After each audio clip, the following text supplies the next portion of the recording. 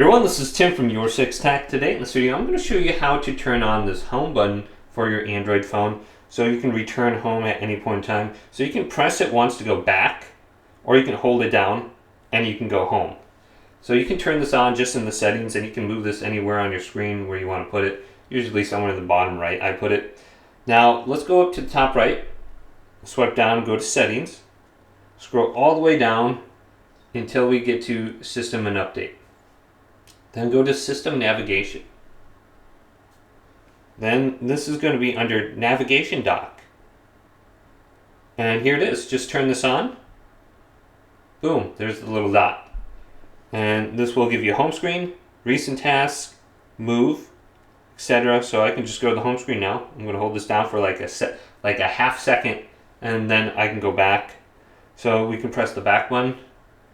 So I have to go to a website first, and then I can go back. So let's go back now. So I'm going to press it once, go back, boom. So very easy. Hopefully this video did indeed help you out. If it did, leave it a big thumbs up. And subscribe to my channel down below for more tech out videos coming up next on Your Six Tech.